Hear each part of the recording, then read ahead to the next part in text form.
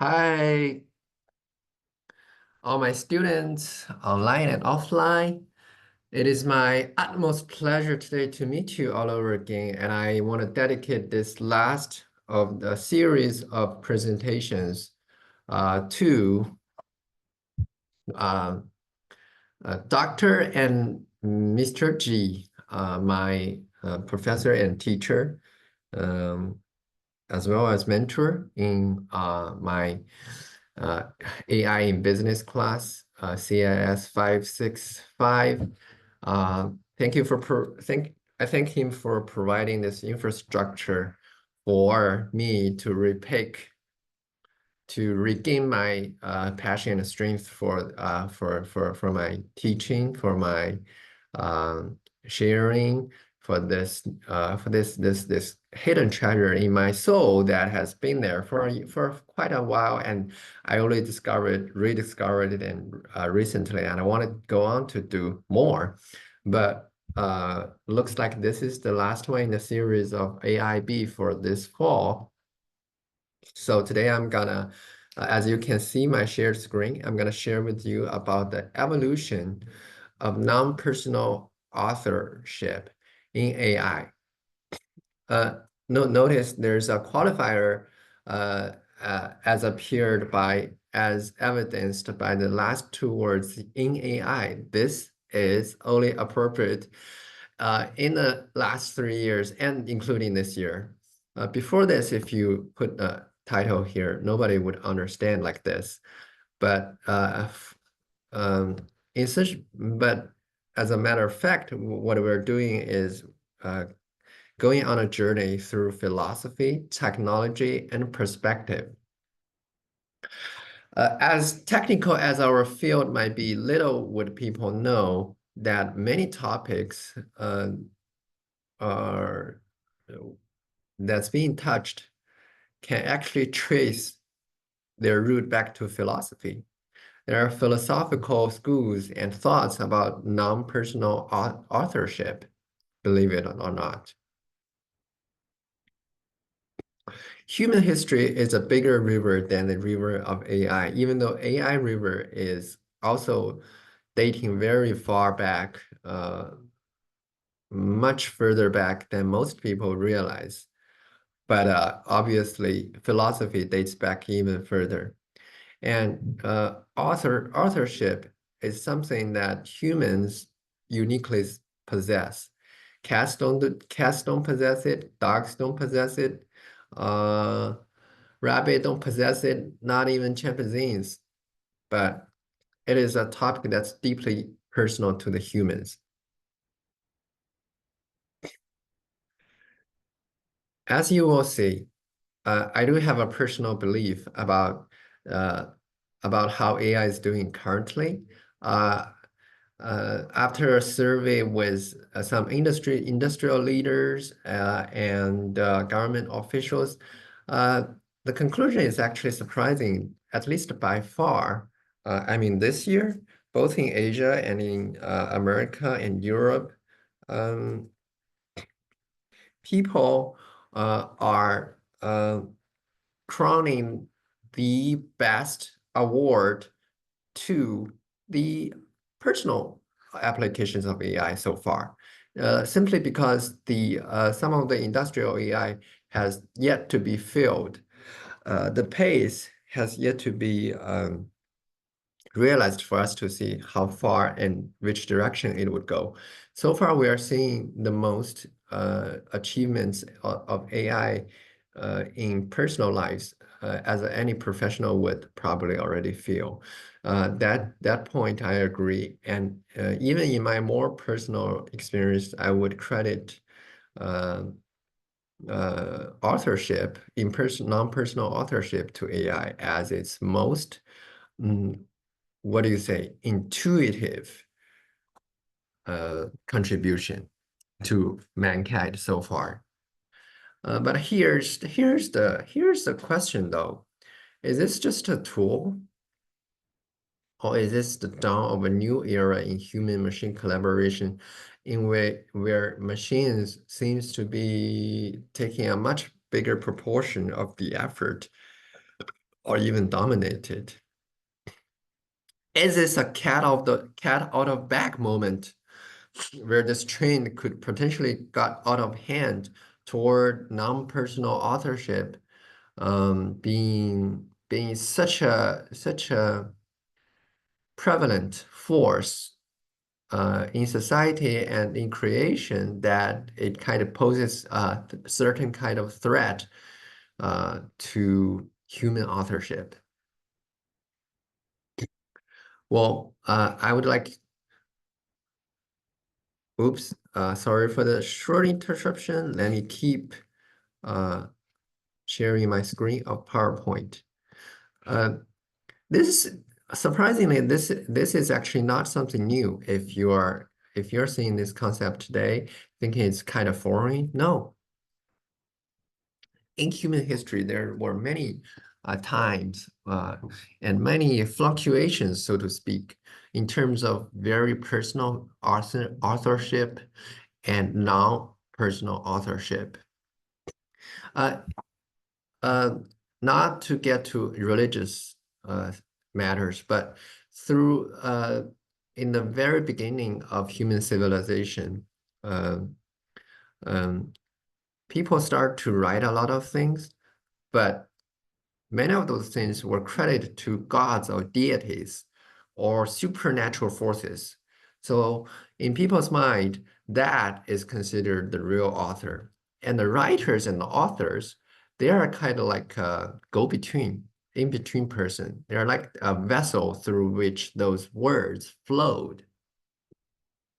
I guess by and large, you could classify that uh, as non-personal authorship, which is how humankind begins, which is, sorry, where humankind begins.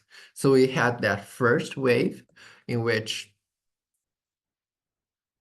the actual author is not human, which is why the name non-personal authorship.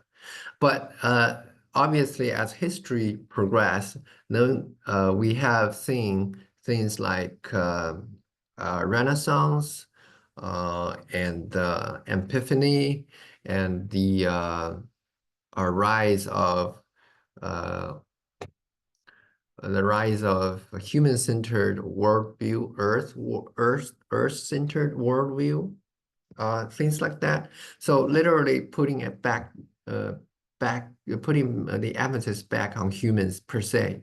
Uh, uh, the human writer himself, the human creator himself.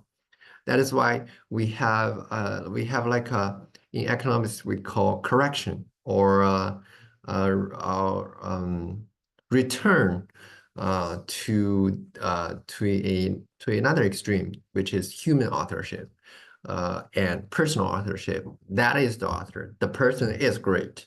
The person is the author. The person is glorious. However, later on, I think in 20th century, we have more of that another kind of correction coming in, which is putting emphasis on human collaboration, uh, which is putting the authorship more on a collective group of people uh, uh, in all kinds of creative works, including coding and computer science. As you can see, there's many open source projects that we have built as a community of computer science professionals and computer engineers.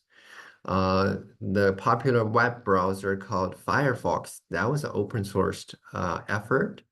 The uh, encyclopedia website, Wikipedia, that was an open source project where all people putting effort and all people putting authorship and creation. So as of right now, we're kind of entering literally an even newer age where there's this authoring force coming in without question and without negotiation and coming in with full force. Uh, as you have guessed, his or her name is artificial intelligence.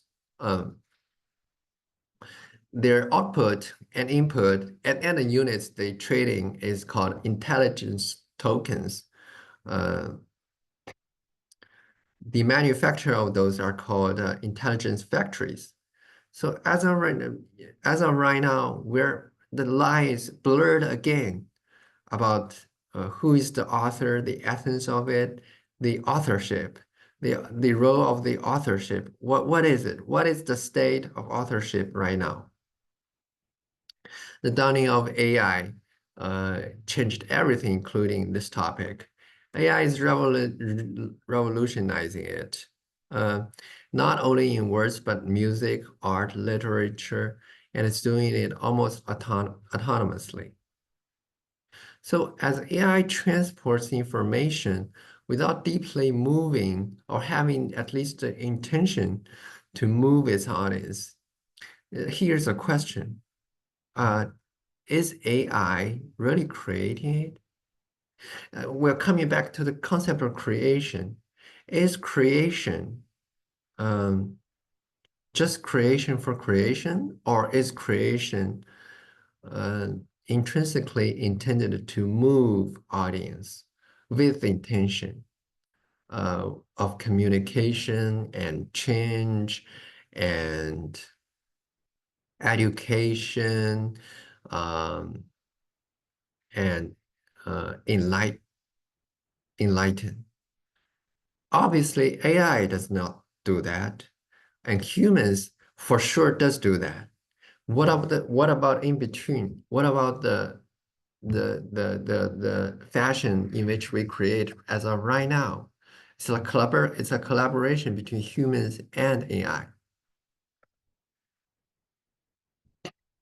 However, I think if we look at for any complex problems or topic, if we look at the source, we could kind of get our mind clearer on the topic, trace things back together a little bit, even if just a little bit. Because because for example, ChatGPT, a very popular large language model, uh, it is trained based on human created content, not anything else. So the meta, the origin creator is actually still humans. In mathematical metaphor, AI is like a derivative function uh, stemming from the origin function, which is human creation. All this content, all these languages AI trained on, this large data, they were originally created by humans. And even if they were on the internet, in the cloud, on the websites, they were still created by humans. Before the internet was invented and implemented, humans create on paper. Um, so either way, whatever the form, the content, the data pool, the origin data came still from humans. That is actually a very important point, which is unlikely to change uh, uh, anytime soon. So here comes the thing. Another question that might be helpful for us in helping us to think is how do we balance the rise of AI with human-centric intentionality? We have to, as mankind, have to I believe on a both personal level and collective level, we have to resolve ourselves to not let anything, including this newly favorite machine friend of ours, to steal us from our creator position, to lose our creativity to a non-intentional and non-conscious machine. I think that might be a basis uh, for any discussion going forward. Obviously, this